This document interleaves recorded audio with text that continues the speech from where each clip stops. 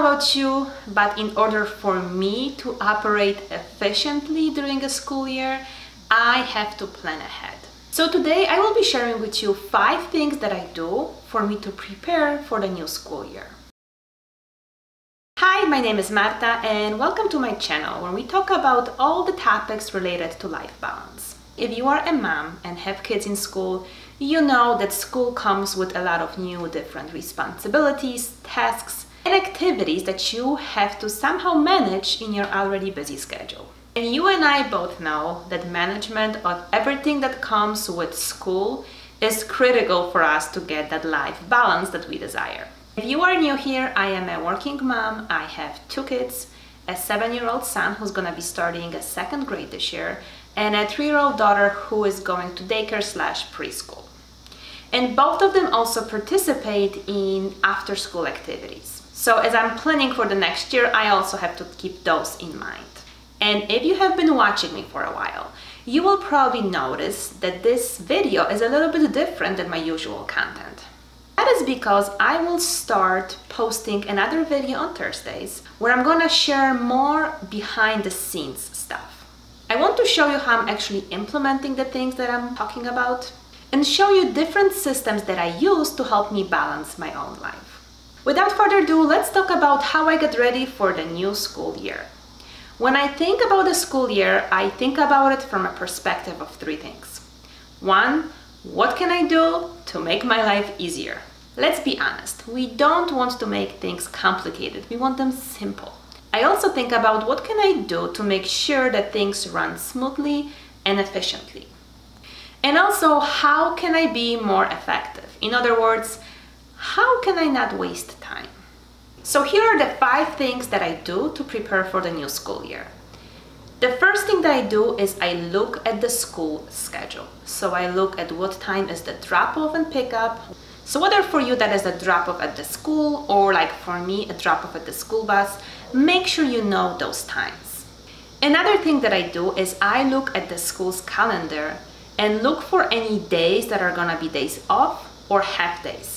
And I make sure I put them in our family calendar right away.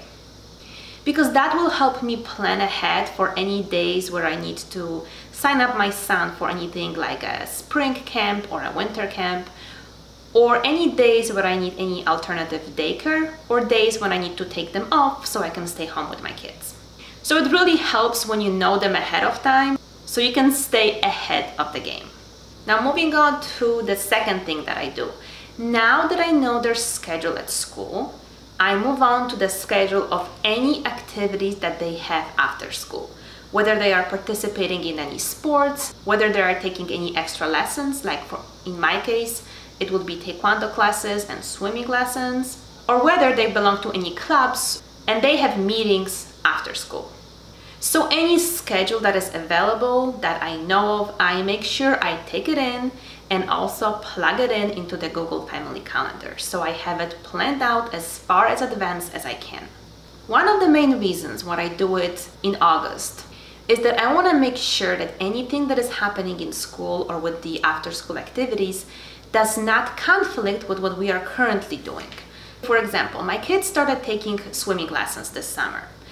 However, once the new school year starts, I know that my daughter is gonna participate in dancing classes. And those dancing classes are gonna conflict with the swimming lesson schedule. So I have already started working with the swimming school to make sure that we can move their lessons to another day so we don't have that conflict anymore. If I wait until the very end, I am sure I'm gonna encounter more complications because the schedules are filling out and it's gonna just cause me a lot of stress. So again, I am trying to plan ahead as far as advanced as I can. So the third thing that I plan ahead is when and where is the homework going to be done. Now that I have this whole schedule, I know where everybody's going to be during the day, during each evening.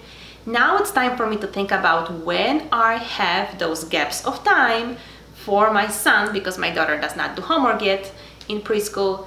When will he have time to do his homework? Will he be able to do part of his homework when we are with my daughter at her dance class? Will we have enough time in the evenings to do it once we get back from school or from after school activities? Will we have to utilize some of the morning time to do homework? Really think about those gaps of time when homework can be done.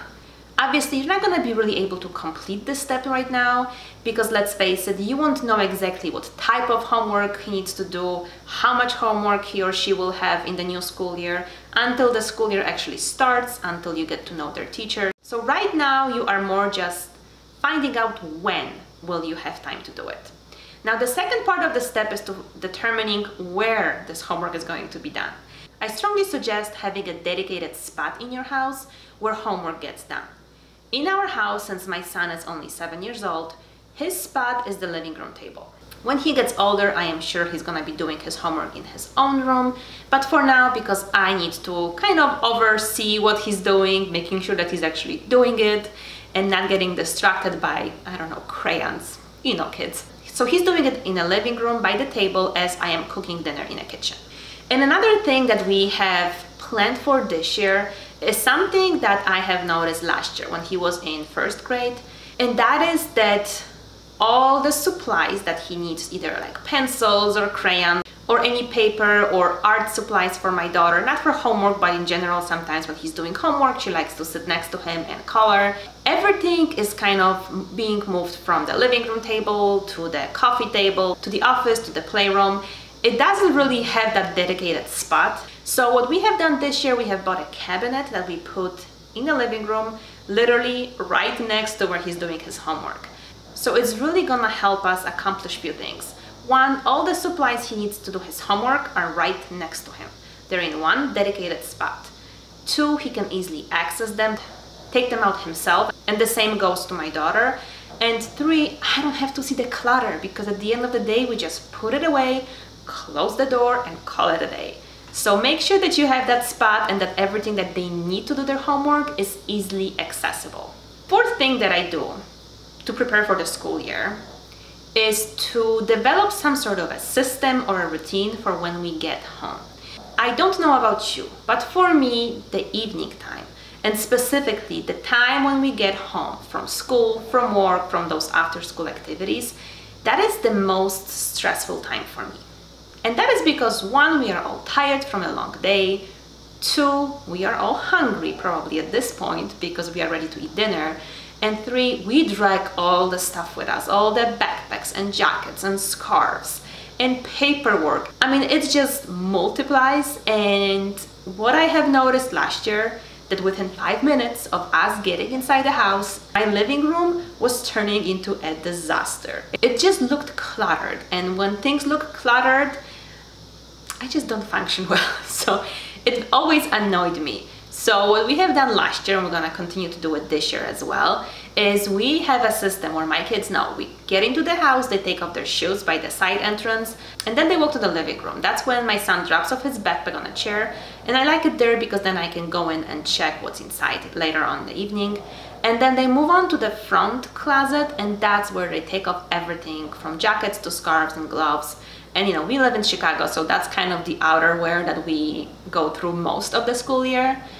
And before, they had problems with reaching the hangers in a closet because they were too high for them. So to eliminate the extra step of me going in and putting their stuff away, I have dedicated a bin that I put in a closet on a floor, and that's where they put all their stuff. So it makes things much, much easier for me during that chaotic time in the evenings when we get home. So if you have the same type of problem, think of a system or a solution you can implement to make it easier on yourself and not to make those evenings so stressful as soon as you get home.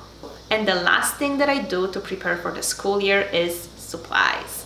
We cannot forget about school supplies, right? So if you don't have them yet, I strongly encourage you to get them as soon as possible, because the more you wait, the more things are gonna be picked over. You can also do it online. There is a lot of different stores that offer that service. I prefer to do it in a store because they still like to pick what they want to have. So it was really a fun experience. We went to Target, we were done within a few minutes. It was not really that big of a deal. Now, besides supplies, make sure you check if you need a new backpack. My son had this red backpack from Pottery Barn for the past 2 years. The quality of it is absolutely amazing.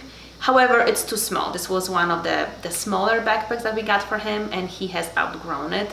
because he couldn't really decide what he liked as far as the designs from Pottery Barn. I was not gonna spend that kind of money for something that he might not like next year. So we went to TJ Maxx and got him this blue backpack. And also don't forget things like lunchbox and water bottle if you are packing lunch for your kids. I'm gonna link what we have been using for the past 2 years now that we really love, in case you are still looking for those items. That is all I have for you in this video. Those are the 5 main things that I do to prepare for the next school year. If you are new here, make sure that you are subscribed so you don't miss any of my future videos. Thank you so much for watching, and I will see you next time.